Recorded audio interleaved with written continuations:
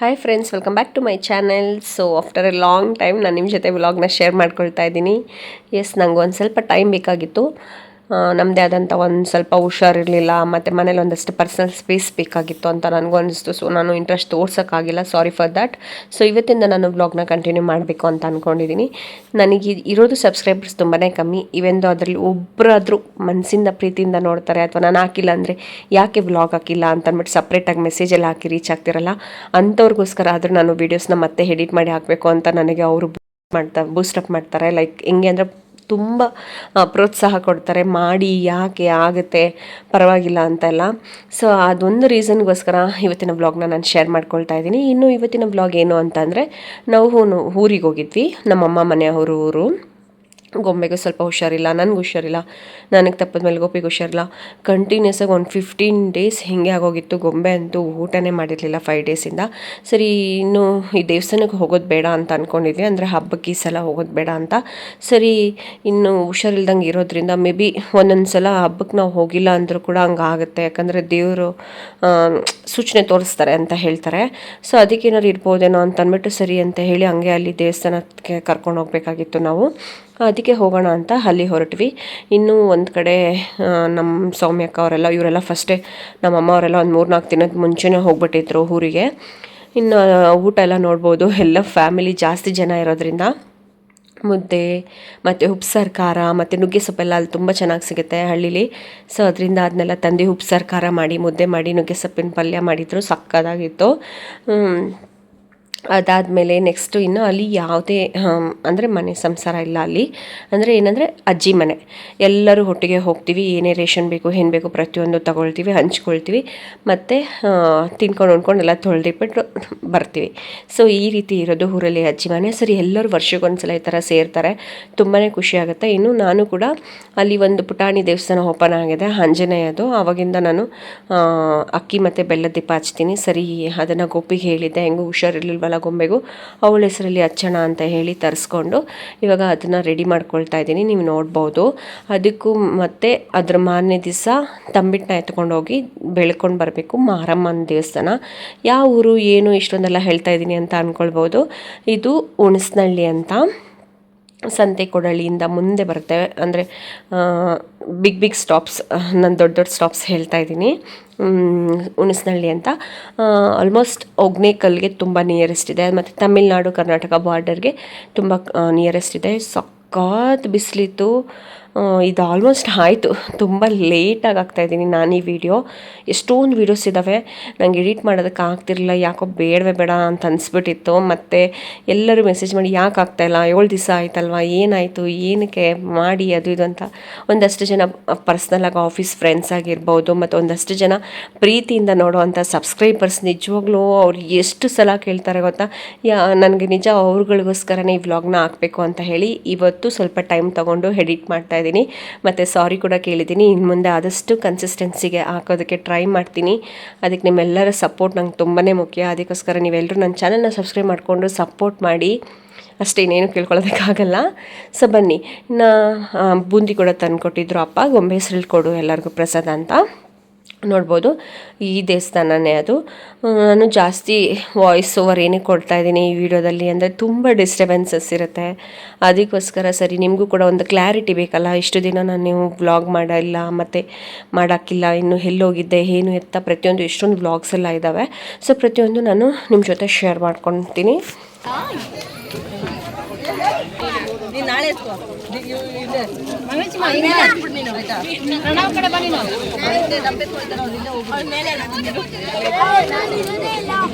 ಬನ್ನಿ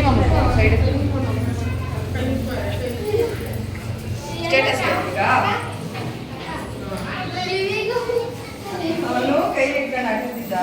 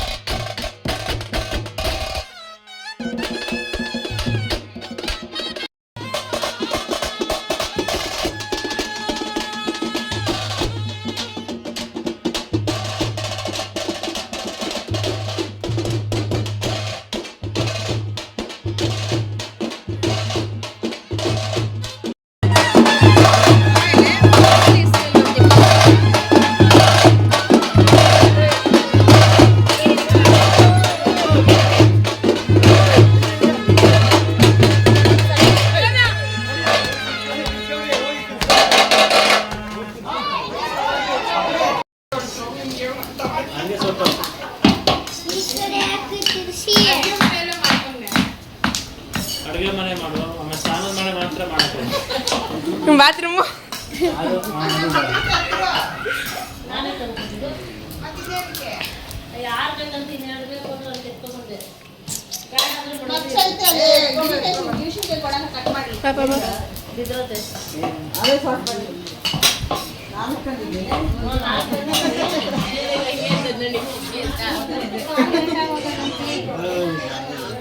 ಎಲ್ಲರೂ ಆಯ್ತು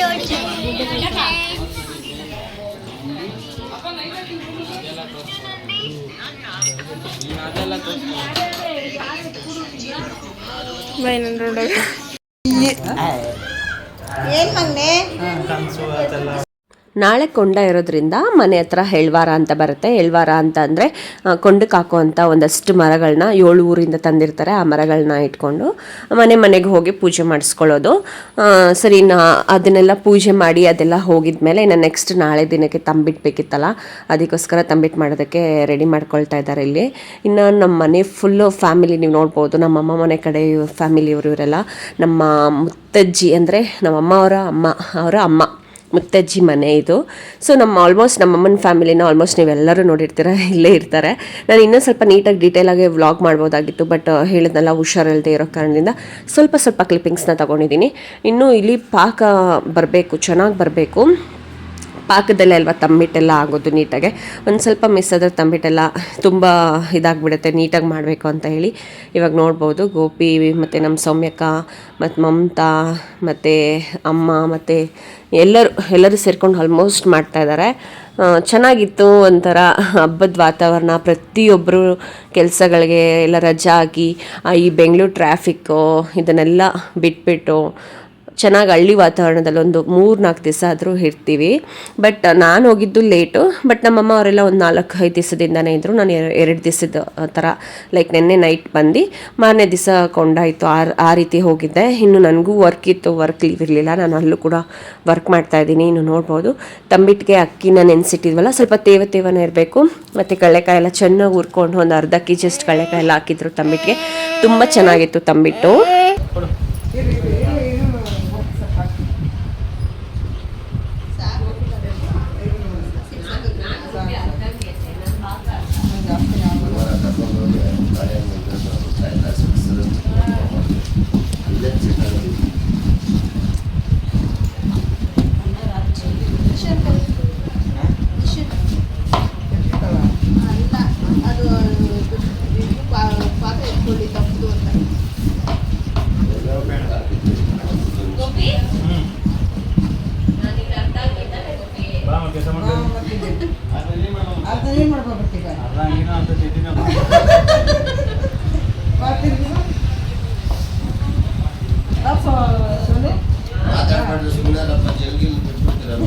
ಯಾರು ಮಾತಾಡಿ ಎಲ್ಲಕ್ಕೆ ಹಾಕಲ್ಲ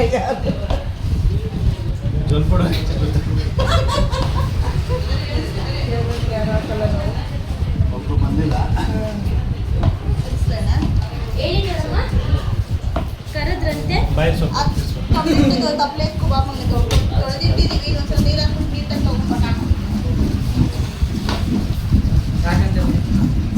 ಇನ್ನು ಅವತ್ತು ನೈಟೇ ಎಲ್ಲರೂ ನಮ್ಮ ಮನೆಯವರೆಲ್ಲ ಫ್ಯಾಮಿಲಿ ಫುಲ್ಲು ದೇವಸ್ಥಾನ ಹತ್ರ ಹೋಗಿದ್ರು. ನೋಡ್ಬೋದು ಇಷ್ಟು ಮರಗಳನ್ನ ಕಾಯಕ್ಕಿಡ್ತಾರೆ, ಇನ್ನೂ ಒಳಗಡೆ ತುಂಬಿದ್ದಾರೆ. ಇದೆಲ್ಲ ಚೆನ್ನಾಗಿ ಕಾದು ಬೆಂದು ಮರ ಎಲ್ಲ ಫುಲ್ಲು ಇದು ಏನದು ಕೆಂಡ ಆಗಬೇಕು. ಆವಾಗ ನಾಳೆ ಬೆಳಗಿನ ದಿವಸಕ್ಕೆ ಕೊಂಡಕ್ಕೆ ರೆಡಿ ಆಗುತ್ತೆ. ಮಾರಮ್ಮನ ದೇವಸ್ಥಾನ ಇದು ಹುಣಿಸ್ನಳ್ಳಿಲಿ ವರ್ಷಕ್ಕೆ ಒಂದು ಸಲ ಬರುತ್ತೆ ಹಬ್ಬ. ಫುಲ್ ಗ್ರ್ಯಾಂಡಾಗಿ ಸೆಲೆಬ್ರೇಷನ್ ಮಾಡ್ತಾರೆ. ಮಾದಪ್ಪನ ಕೊಂಡ ಇರುತ್ತೆ ಮತ್ತು ಮಾರಮ್ಮನ ಕೊಂಡ ಇರುತ್ತೆ, ತುಂಬ ಚೆನ್ನಾಗಿರುತ್ತೆ. 7 ಊರು ಎಲ್ಲ ಸೇರಿ ಹಬ್ಬ ಮಾಡೋದು. ಇನ್ನು ನಮ್ಮ ಮನೆ ಕಡೆಯಿಂದ ನಮ್ಮ ಮಾಮನ ಮಗಳು ಇದು ತಂಬಿಟ್ಟನ್ನ ಆರತಿನ ಎತ್ಕೊಂಡು ಹೋಗಿದ್ಲು. ಸೊ ಮನೇಲಿ ಒಬ್ರು ಯಾರಾದರೂ ಈ ಥರ ಎತ್ಕೊಂಡು ಹೋಗಬೇಕು. ನಾವು ನೆನ್ನೆ ತಂಬಿಟ್ಟು ಮಾಡಿದ್ವಲ್ಲ, ಅದನ್ನ ರೆಡಿ ಮಾಡಿದ್ದೆ. ಇನ್ನು ನಾನು ಈ ರೀತಿ ರೆಡಿಯಾಗಿದ್ದೆ. ಜಾಸ್ತಿ ಕ್ಲಿಪ್ಪಿಂಗ್ಸ್ ತಗೊಳ್ಳೋದಕ್ಕಾಗಿಲ್ಲ. ನೋಡ್ಬೋದು ಗೊಂಬೆ ಪಾಪ ಎಷ್ಟು ಸಪ್ಪೆ ಇದ್ದಾಳೆ, ಅವಳಿಗೂ ಹುಷಾರಿರಲಿಲ್ಲ. ಮತ್ತು ಬಿಸಿಲು ಜಾಸ್ತಿ ಅಲ್ಲೆಲ್ಲ, ತಮಿಳ್ನಾಡು ಬಾರ್ಡರ್ ಅಲ್ವಾ, ತುಂಬ ಬಿಸಿಲು, ನಮಗೆ ಇರೋಕ್ಕಾಗಲ್ಲ. ನಮ್ಮ ಮಗು ಹೆಂಗಿರುತ್ತೆ, ಅದೊಂದು ಪ್ರಾಬ್ಲಮ್ ಇತ್ತು. ಇನ್ನು ದೇವರು ಈ ಥರ ಬರುತ್ತೆ ಅಂದರೆ ನನಗೆ ಸರಿಗೆ ಹೇಳಕ್ಕೆ ಗೊತ್ತಿಲ್ಲ. ನಮ್ಮಮ್ಮ ಇದ್ದಿದ್ರೆ ಎಲ್ಲ ಹೇಳಿರೋರು. ಇದು ಅಲ್ಲೊಂದು ತೊರೆ ಥರ ಇದೆ, ಆ ತೊರೆ ಮೇಲಿಂದನೇ ಬರಬೇಕು ದೇವರು, ಆ ಕಡೆಯಿಂದ ಬರ್ತಾ ಇದೆ. ಅದ್ರ ಹಿಂದೆಗಡೆ ಕೆಲವೊಂದಷ್ಟು ಜನ ಹರಕೆ ಹೊತ್ಕೊಂಡಿರ್ತಾರಲ್ಲ, ಅವರು ಹರಕೆ ಹೊತ್ಕೊಂಡಿರೋರು ಕೂದಲು ಬಿಟ್ಕೊಂಡು ದೇವ್ರಿಗೆ ಉರುಳು ಸೇವೆ ಆಗಿರ್ಬೋದು, ಇನ್ನೂ ಏನೇನೋ ಹಲವಾರು ಸೇವೆಗಳಿರುತ್ತೆ ಆ ಅಮ್ಮಂಗೆ ಸಲ್ಲಿಸೋದಕ್ಕೆ. ಅವರು ಕೂಡ ಹಿಂದೆ ಬರ್ತಿರ್ತಾರೆ ಅದೇ ರೀತಿ. ಮತ್ತು ಮರಿ ಹೊಡಿತಾರೆ ಈ ಅಮ್ಮನಿಗೆ. ಬಟ್ ಈ ಸಲ ನಾವು ಫ್ಯಾಮಿಲಿ ಎಲ್ಲ ಸೇರಿರೋದ್ರಿಂದ ಮಟನ್ ಒಂದು 10 kg, ಚಿಕನ್ ಒಂದು 15 kg ಈ ಥರ ತಗೊಂಡು ಬಂದು ಮನೇಲಿ ಅಡುಗೆ ಮಾಡ್ಕೊಂಡಿದ್ವಿ. ನೀವು ನೋಡ್ಬೋದು ಮಾರಮ್ಮನ. ಮತ್ತು ಇವಾಗ ಈ ದೇವರೇ ಹೋಗೋದು ಕೊಂಡದೊಳಗಡೆ. ಸೊ ಜನ ತುಂಬೋಗಿರ್ತಾರೆ ಬಿಲ್ಡಿಂಗ್ ಮೇಲೆ. ಆಮೇಲೆ ಎಲ್ಲೇ ಟ್ಯಾಂಕ್ ನೋಡ್ಬೋದು, ಟ್ಯಾಂಕ್ಗಳ ಮೇಲೆ ಎಲ್ಲ ಕಡೆ ಜನ ಒಳ್ಳೆ ಇರುವೆಗಳ ಥರ ಕಾಣಿಸ್ತಿರ್ತಾರೆ, ಅಷ್ಟು ಜನ ತುಂಬಿರ್ತಾರೆ ಪ್ರತಿ ವರ್ಷ. ಸೊ ಚೆನ್ನಾಗಿದೆ, ಸತ್ಯ ಇರೋದಕ್ಕೆ ಅಷ್ಟು ಜನ ಇಲ್ಲಿ ಸೇರೋದು. ನಮಗೂ ಕೂಡ ತುಂಬಾ ಒಳ್ಳೆಯದಾಗಿದೆ. ನಾವು ಹೋದ ವರ್ಷ ನಂಗೆ ಇದೇ ಟೈಮಲ್ಲಿ ಮುಖ ಫುಲ್ಲು ಸ್ವೆಲ್ ಆಗಿಬಿಟ್ಟು ಗದ್ಮಾರೆ ಥರ ಆಗಿಬಿಟ್ಟಿತ್ತು. ಆವಾಗಲೂ ಊರಿಗೆ ಹೋಗೋದು ಬೇಡ ಅಂದ್ಕೊಂಡಿದ್ವಿ, ಆ ಅಮ್ಮನೇ ಕರೆಸ್ಕೊಂಡ್ಲು. ಈ ಸಲನೂ ಊರಿಗೆ ಹೋಗೋದು ಬೇಡ ಅಂತ ಅಂದ್ಕೊಂಡಿದ್ವಿ. ಗೊಂಬೆನ ಫಸ್ಟೇ ಅಮ್ಮ ಎತ್ಕೊಂಡು ಹೋಗ್ಬಿಟ್ಟಿದ್ರು, ಅವಳಿಗೆ ಹುಷಾರಿರಲಿಲ್ಲ. ಸರಿ ಅಟ್ಲೀಸ್ಟ್ ಅಲ್ಲಿನ ವಾತಾವರಣಕ್ಕೆ ಅಡ್ಜಸ್ಟ್ ಆಗ್ತಾಳೆ ಅಂತ ನೋಡಿದ್ರೆ ಅವಳು ಇನ್ನೂ ಜಾಸ್ತಿ ಆಯಿತು ಅಂತ ಹೇಳಿ ಮತ್ತೆ ನಮಗೆ ಕಾಲ್ ಮಾಡಿದ್ರು. ಮತ್ತು ಅಲ್ಲಿಗೆ ಹೋಗಿ ಬರಬೇಕಾಯಿತು.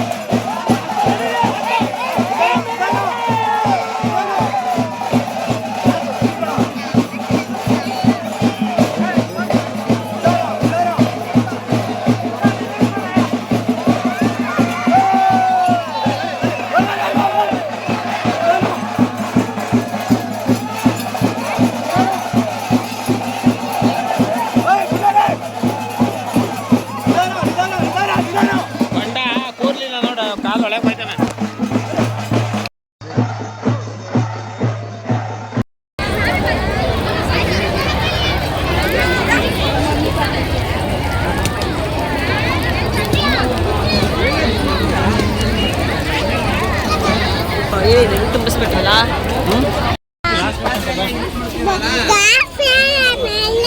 ಬಬ್ಬಲ್ ಬೇಕಂತೆ. ಅದೆಲ್ಲ ನೋಡೋಳು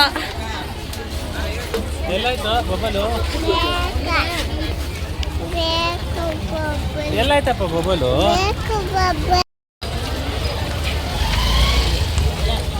ಚಿನ್ನ ಬಾ, ಚಿನ್ನಂಗೆ ಒಂದು ಫೋಟೋ ಇಟ್ಕೊಳ್ಳೋಣ.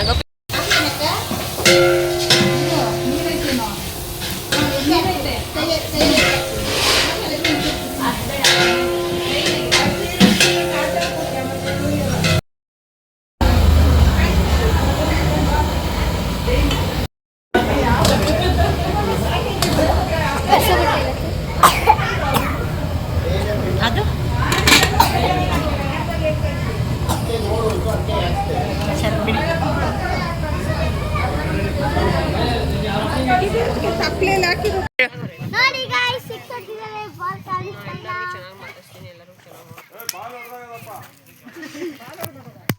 ಸ್ಕೋರ್ 23.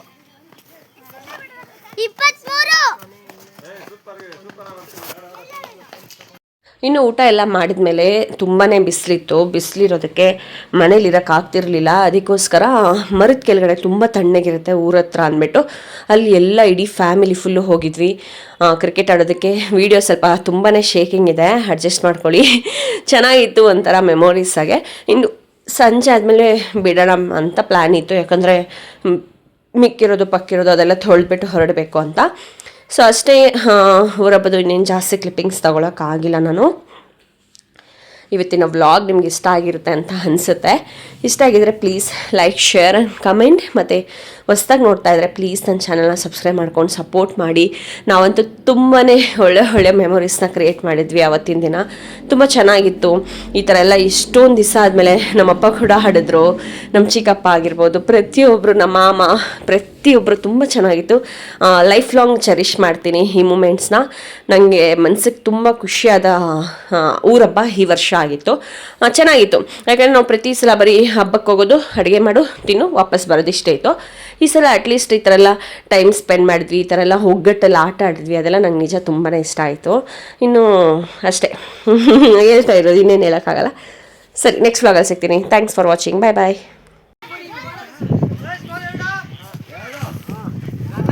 ಹೊಟ್ಟೆ ಮೇಲೆ ಸಪೋರ್ಟ್ ತಗೊಳ.